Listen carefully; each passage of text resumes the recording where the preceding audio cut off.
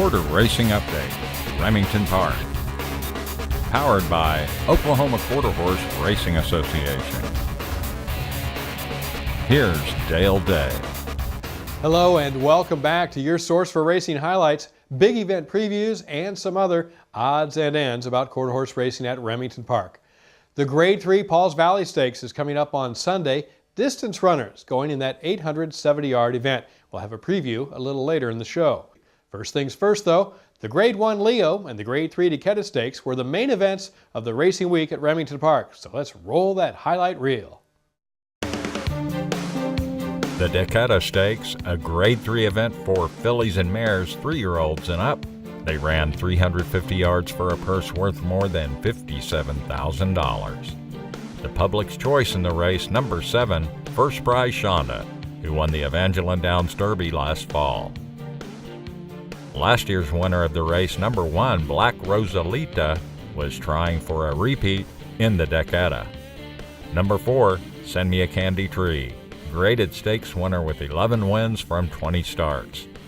Here's the Dakota and Dale Day's call. They're off in the Dakota Stakes. Away sharply, Shannon Shee, Ardusty's Fury, and also right there, catching fire, trying to move up outside, is First Prize Shonda. It is Send Me a Candy Tree, getting into the mix now late. Send Me a Candy Tree, and from the far outside, here's Abracadabra and First Prize Shonda. These two, Abracadabra, First Prize Shonda.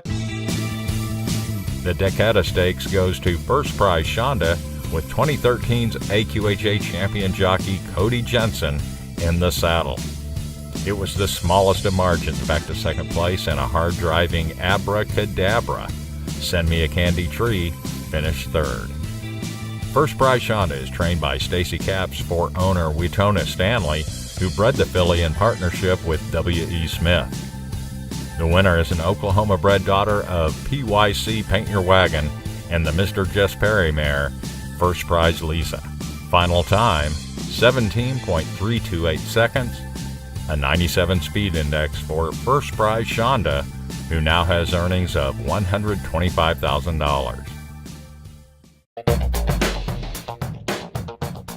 Another fine group assembled for the Grade 1 Leo Stakes. Older horses running 400 yards in this one. Multiple Grade 1 winner, Wicked Courage, number 5, was the public's second choice in the Leo. The winner of last year's Rude Oso and Rainbow Derbies had Cody Jensen in the irons, while Stormy Smith would ride the 6-horse, BF Farm Boy, a long shot who would play a role in the outcome. The favorite was number 7, Feature Hero, winner of the richest race in quarter racing history, the 2013 All-American Derby, $2.8 million purse in that one.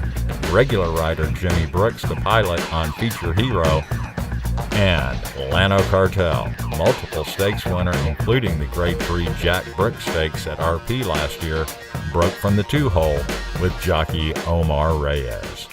They're off in the Leo Stakes. Feature Hero, a poor start. Out sharply, Lano Cartel, like always, grabs the early lead. Out there by a half length. One Famous Glass gets into it from the far outside coming on.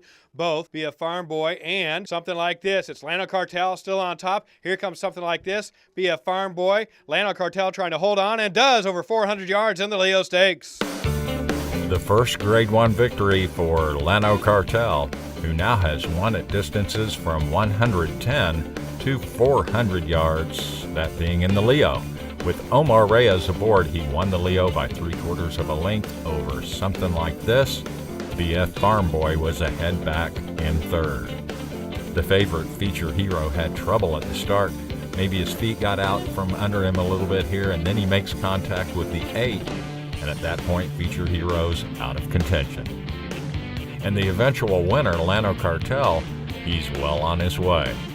Lano Cartel is owned by Wade Helton, leading owner of the 2013 meeting at Remington Park. Yeah, he just continues to want to run. He's super sound and just super honest. He just loves his job. Bred in Oklahoma by Wooten Racing, Lano Cartel is a gelded son of Teller Cartel out of Isa Little Cuervo by Little Bit Cuervo. His final time of 19.487 seconds translates to a 98 speed index. The Leo winner is trained by Alfredo Gomez. At first we had trouble with him bleeding and stuff, and we got that under control. And then, I mean, it seemed like he was just asking for more dirt, more dirt. Before, he would just run short, and that's it. And we gave him a shot to go ahead and run 400 yards, and he proved that he can do it. Oh, this sucker right here is the real deal. I mean, I've never had a horse this good. I mean, this is like the dream come true horse right here. With his victory in the Leo, Llano Cartel now has earnings of more than $255,000. And he has an invitation to run in the Grade 1 Remington Championship on May 31st. The winner of that race gets an auto berth in the Champion of Champions at Los Al at year's end. Winner of this year's Grade 1 Leo Stakes, Llano Cartel. Distance runners have their time in the spotlight this weekend in the Grade 3 Pauls Valley Handicap at 870 yards.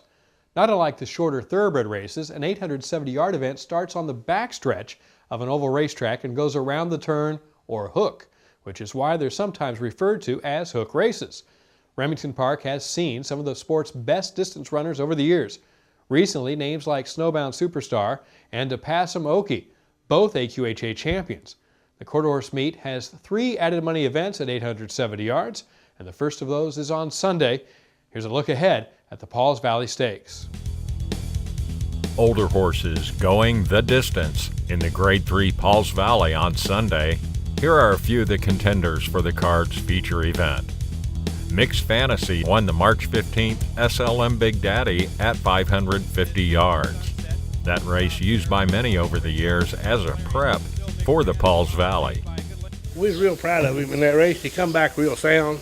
The main thing is just keeping him sound, you know. I think he run that 550 real good, and we think he'll run this 880 or 870 real well.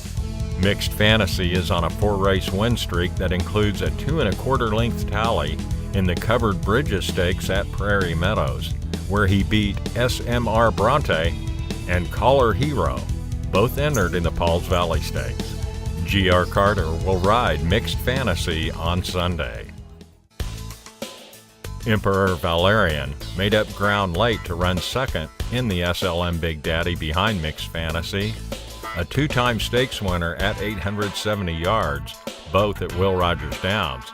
He's been in the money 8 of 10 starts at the distance.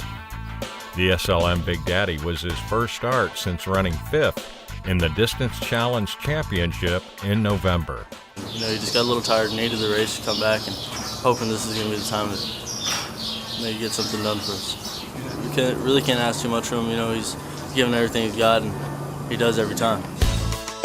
Emperor Valerian will have Ricky Ramirez in the irons for the Pauls Valley. Free Stater may not be a favorite in Sunday's feature, but he did have a 4-win streak last year over 3 different tracks with 3 different jockeys. He won a stakes at Prairie Meadows, so we think he might fit here. I mean, he's doing really good. He's looking better than we've ever had him looking. So we'll see how we do. If we draw good, I think we got as good a shot as any of them in there to win the race. Trainer Jackie Kirby won the Pauls Valley last year with O Cooper Go.